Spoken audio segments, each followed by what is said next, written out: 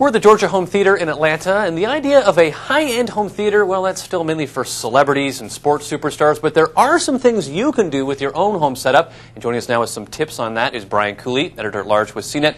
So, Brian, first of all, let's start with the position of the couch relative to your television. And this can be a sensitive issue in some households. A lot of folks get this wrong. Here's what you should do. Take the size of your TV, and I don't care what kind of TV it is, flat, projection, whatever. This is a 55-inch, for example, and count off 2 to 3 times that size. Here's 2, right about where this sofa is. That's going to seem close to some folks, but you don't want to take a big TV and sit farther necessarily. You want to sit close enough so that you're immersed in the picture, but not so close that you can see the pixels and it looks grainy. That's where to put your seating. All right, that's the visual part of this. Let's move on to the audio. Okay. All right, Brian, well, I think this is what I would have if I could afford it as far as home theaters go. I'll beat you to it.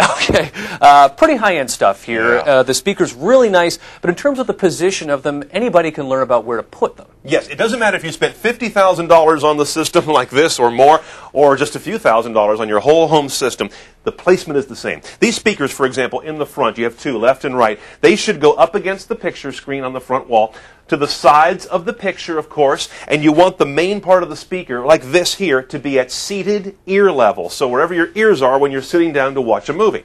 The front center channel is often a problem. This should go up snugged against the bottom of your picture, whether it's a giant screen like this, or if you have a smaller screen on the wall, snug it up to the bottom, because this is where the voices come from. You want them to sound as if they're coming from where the faces are. All right, now what about the subwoofer? It can be tricky to find a place for this guy. These tend to be kind of big and cumbersome, not necessarily a great design feature in your room, but the good news is you can put them almost anywhere.